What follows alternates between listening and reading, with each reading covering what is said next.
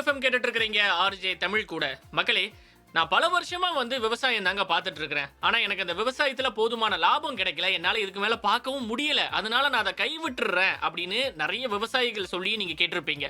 அதே நேரத்துல நான் ஒரு பெரிய கம்பெனில ஐடில ₹1,00,000 சம்பளம் வாங்கிட்டு இருந்தாங்க.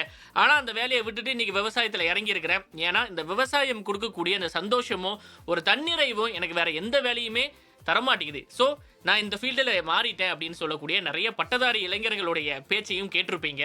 ஸோ அப்படிப்பட்ட ஒரு பட்டதாரி, ஜீன்ஸ் போட்ட பட்டதாரி விவசாயி நம்ம ஊர்லேயும் இருக்கிறாரு, திருநெல்வேலியிலையும் இருக்கிறாரு. அவர்கிட்ட தான் நாம் இன்னைக்கு இது நம்ம ஆளு அப்படிங்கிற அந்த பகுதி மூலமா பேச போறோம். ஆரம்பிக்கலாங்களா? இன்னைக்கு யாருப்பா? ஓ, அவரா? இது நம்ம ஆளு. வணக்கம். என் பேர் தங்கசெல்வம். நான் பிஇ முடிச்சுட்டு இப்போ கடைசி ஒரு 5 வருஷமா விவசாயம் பண்ணிட்டு இருக்கேன். சூப்பர். ஸோ பிஇ முடிச்சிருக்கிறீங்க, இன்னொரு பக்கம் விவசாயம் பண்ணிட்டு இருக்கிறேன் அப்படின்னு சொல்றீங்க. இந்த மாற்றம் எதனால ஏற்பட்டுச்சு? பிஇ நான் 2020 பாஸ் அவுட் ஆறதுக்கு முன்னாடி எனக்கு கேம்பஸ்ல ஒரு பெங்களூர்ல ஒரு கம்பெனில வேலை கிடைச்சது. ஒர்க்ல தான் இருந்தேன். லாக்டவுன் வர்றதுனால நான் ஊருக்கு வந்தேன்.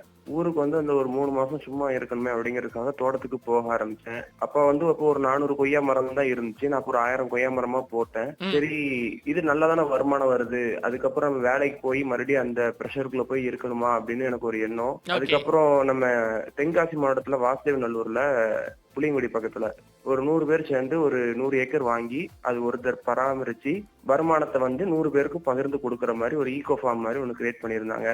அந்த ஃபார்ம்ல போய் நான் ஒரு 2 மாசம் படிச்சேன். அதுக்கப்புறம் அதே ஃபார்ம்ல ஒரு 2 மாசம் வேலை பண்ணேன். வேலை பண்ணதுக்கு அப்புறம் இங்க நான் டோட்டலா டேக் ஓவர் பண்ணி பார்த்தேன். இப்போ நம்ம தோட்டத்துல பாத்தீங்கன்னா தென்னை, கொய்யா, வாழை, இது போக காலத்துல தக்காளி, ஊடு பயிரா ஒரு பயிருக்குள்ள இன்னொரு பயிர், இந்த மாதிரி இன்டர் கிராப்பிங், இந்த மாதிரி நிறைய போட்டு எடுத்தோம். தேங்காய் நாங்கள் பறிச்சு ஸ்ட்ரைட்டா கொப்பரை ஆக்கி அதே தேங்காய் எண்ணெய் எடுத்து கொடுத்தோம். இன்னும் கொஞ்சம் நல்ல பெரிய லெவல்ல கொடுக்கணும் அப்படிங்கிற ஒரு மோட்டிவோட அதில் ஒர்க் பண்ணிக்கிட்டு இருக்கோம். வேற லெவலுங்க, வேற லெவல். அண்ட் ஒரு படிச்ச பட்டதாரி விவசாயத்துக்குள்ள இறங்கினாரு அப்படின்னா விவசாயத்துல பல தொழில்நுட்பங்களை உள்ள புகுத்துவாங்க அப்படின்னு நானும் பார்த்துருக்கிறேன். ஸோ அதே தான் நீங்களும் பண்ணிட்டு இருக்கிறீங்க அப்படின்னு கேள்விப்பட்டேன். ஸோ என்ன மாதிரியான டெக்னாலஜி எல்லாம் உங்களுடைய விவசாயத்துல நீங்க பயன்படுத்திட்டு இருக்கிறீங்க? டெக்னாலஜின்னு பார்த்தா நமக்கு ஒரு ஃபார்ம் ஒரு 20-25 ஏக்கர் ஃபார்ம் ஃபுல்லாவே ட்ரிப்பு தான். எல்லாமே கொய்யாவாகட்டும், தக்காளி ஆகட்டும், 2 அடிக்கு 2 அடி இன்லைன் ட்ரிப்பர், எல்லாமே ட்ரிப்பர்ஸ் தான் மெயினா போயிட்டோம். அது மட்டும் இல்லாம நம்ம சோலார் ட்ரையர் ஒண்ணு போட்டிருக்கோம். இப்போ நம்ம கொய்யா இலை பொடி, இந்த முருங்கை லீஃப், அதாவது முருங்கை இலை பொடி, இதெல்லாம் நம்ம ரெடி பண்றதுனால ட்ரையர் போட்டிருக்கோம். இந்த ட்ரையர் மானியத்துல போட்டிருக்கோம் ஒரு 435 சதுரடிக்கு. அதாவது இந்த ட்ரையரோட ஸ்பெஷாலிட்டி என்னன்னு பாத்தீங்கன்னா, வெளியே நமக்கு ஒரு 30 டிகிரி செல்சியஸ் இருந்தா உள்ள அது 60 டிகிரியா இருக்கும்.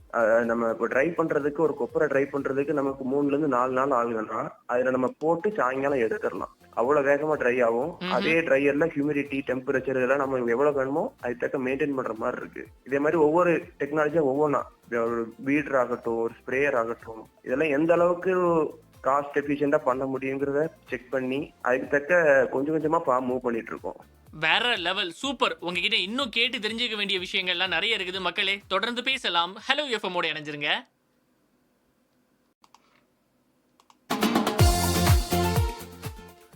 ஆர்ஜே தமிழ் கூட, தமிழகத்தோட நம்பர் 1 எஃப்எம் ஹலோ எஃப்எம். ஜாலியா கேட்டு என்ஜாய் பண்ணிக்கிட்டே இணைஞ்சிருக்கிறீங்க. இன்னைக்கு இருக்கக்கூடிய விஞ்ஞான காலகட்டத்தில் விவசாயத்தை யாராவது பண்ணுவாங்களா அப்படின்னு சொல்லக்கூடிய மற்ற பட்டதாரி இளைஞர்களுக்கு மத்தியில விவசாயத்துல விஞ்ஞானத்தை பொருத்தி பண்ணுவேங்க நானு அப்படின்னு சொல்ற நம்ம ஊரு பட்டதாரி இளைஞர் தங்கசெல்வம் இன்னைக்கு நம்ம கூட கத் வாக்கில் இது நம்ம ஆளு அப்படிங்கிற இந்த பகுதி மூலமா பல விஷயங்களை ஷேர் பண்ணிட்டு இருக்காங்க. தொடர்ந்து பேசலாம். இன்னைக்கு யாருப்பா? ஓ, அவரா? இது நம்ம ஆளு. உங்களுடைய விவசாயத்திலேயே இன்னொரு பங்கா அந்த சுகர் எல்லாம் கண்ட்ரோல்டா வச்சுக்கிறதுக்கான மூலிகைகள் எல்லாம் உருவாக்குறீங்க அப்படின்னு கேள்விப்பட்டோம். சோ அத பத்தி சொல்லலாமா? நார்மலா நீங்க கூகுள்ல போய் கொய்யா, அதாவது கோவா லீஃப் பெனிஃபிட்ஸ் அடிச்சீங்கன்னாலே அதுல ஆன்டி இன்ஃப்ளமேட்டரி ப்ராப்பர்ட்டிஸ் இருக்கு, அதுல ஆன்டி ஆக்சிடென்ட்ஸ் இருக்கு. இது டயபெட்டிஸ் கண்ட்ரோல் பண்ணும், பிபி கண்ட்ரோல் பண்ணும். இது ஒரு குட் ஸ்லீப்புக்கு ஹெல்ப்பா இருக்கும் இந்த டீ குடிக்கும் போது அப்படிங்கிற எக்கச்சக்க பெனிஃபிட்ஸ் பார்க்க முடியுது. அப்போ நான் எங்கிட்ட கொய்யா அதிகமா இருக்கு, அதை நான் ப்ராப்பரா ட்ரை பண்ணி, அதை நான் ப்ராப்பரா ஹேண்டில் பண்ணி, அதை நான் பவுடர் ஆக்கி எங்க ஊர் வந்து ஒரு கிராமம் புதியமுத்தூர், அதாவது தூத்துக்குடி பக்கத்துல புதியமுத்தூர்ங்கிற ஒரு கிராமம், கோட்டத்தார தாலுக்கா. இந்த கிராமத்துல எங்க நண்பர்கள் உறவினர்கள்ட்ட எல்லாம் நான் வந்து இந்த இப்படி பண்ணிருக்கேன், உங்களுக்கு டயபெட்டிஸ் இருக்கு, சாப்பிட்டு பாருங்க அப்படின்னு சொல்லி நான் கொடுக்கேன். 100 கிராம் பாக்கெட் அவங்ககிட்ட கொடுக்கேன். இப்போ அவங்க என்ன பண்றாங்க, நான் சாப்பிட்டு எனக்கு நல்லா இருக்கு, நல்ல தூக்கம் வருது, எனக்கு வந்து நல்ல டயபெட்டிஸ் கண்ட்ரோலா இருக்கு அப்படிங்கிறதுக்காக அவங்க வாய் விட்டு வாய் சொல்லி இப்ப அது நிறைய பேர் என்கிட்ட வாங்க ஆரம்பிச்சிட்டாங்க. ஸோ இது வந்து நல்ல ஒரு பிக்கப்பா இருக்கு. இது இவ்வளவு தூரம், ஏன்னா இந்த கிராமத்துல வந்து நீங்க லேசா ஒரு பொருளை விற்கவும் முடியாது. ஏன்னா நல்லா இல்லைன்னா நல்லா இல்லைன்னு சொல்லி வெளிப்படையா பேசுற ஆட்கள் எல்லாரும். ஸோ இவங்களே இவ்வளவு தூரம் இருக்கும்போது இது பிரச்சனையா எவ்வளவு பேரும் நம்மகிட்ட இருக்காங்க. ஸோ இவங்ககிட்டலாம் நம்ம ப்ராடக்டை கொண்டு போய் ரீச் பண்ணா இது பெரிய லெவல்ல அவங்களுக்கும் பெனிஃபிட்டா இருக்கும் அப்படிங்கிறதுக்காக தான் என்ன ரொம்ப இன்னும் ஒர்க் பண்ணிக்கிட்டு இருக்கோம். இன்னும் அதுல அந்த ஒர்க் எல்லாம் முடிஞ்சதுக்கு அப்புறம் கண்டிப்பா ப்ராடக்டை பப்ளிஷ் பண்ணுவோம். சூப்பருங்க, சூப்பர். ஃபைனலா நம்ம ஹலோ எஃப்எம் மூலமா நீங்க மக்களுக்கு சொல்ல நினைக்கிற விஷயம் என்ன? எல்லாருமே விவசாயம் கத்துக்கணும், எல்லாரும் விவசாயம் பண்ணணும். கண்டிப்பான முறையில நீங்க எந்த எம்என்சில ஒர்க் பண்ணாலும் சரி, எங்க ஒர்க் பண்ணாலுமே கண்டிப்பா ஒரு சின்னதா ஒரு இடத்துல விவசாயம் பண்ணலாம். இல்ல உங்க வீட்டுக்கு முன்னாடி இடம் இருக்குன்னா ஏதோ ஒரு டிம்பர் ட்ரீஸ், ஏதோ சந்தன மரம், இந்த மாதிரி தேக்கு, செம்மரம், மலைவேம்பு, இந்த மாதிரி டிம்பர் ட்ரீஸ் வச்சா கூட இன்னைக்கு நீங்க வச்சா கூட நாளைக்கு அது 20 வருஷம் கழிச்சு வளரும் போது உங்க தலைமுறைக்கு அடுத்த தலைமுறைக்கு அவங்களுக்கு ஒரு ஹாஸ்டல் செலவுக்கோ இல்ல காலேஜ் செலவுக்கோ எதுக்கோ ஒரு இதுக்கு யூஸ் ஆயிரும். இது எதுவுமே நட்டம் அப்படின்னு கிடையவே கிடையாது. எல்லாரும் பண்ணணும் அப்படி புரிதலோட பண்ணணும் அப்படிங்கறது என்னோட ஆசை. அதை நோக்கி நம்ம பயணம் இருக்கும் அப்படிங்கறது நம்புறேன். அருமையான ஒரு கருத்தை சொல்லியிருக்கிறீங்க. இன்னும் விவசாயம் பத்தின நிறைய விழிப்புணர்வை நீங்க ஏற்படுத்தணும், பல சாதனைகள் பண்ணணும் அப்படின்னு நாங்களும் கேட்டுக்கிறோம். தேங்க்யூ சோ மச் பேசினதுக்கு. ரொம்ப நன்றி மக்களே.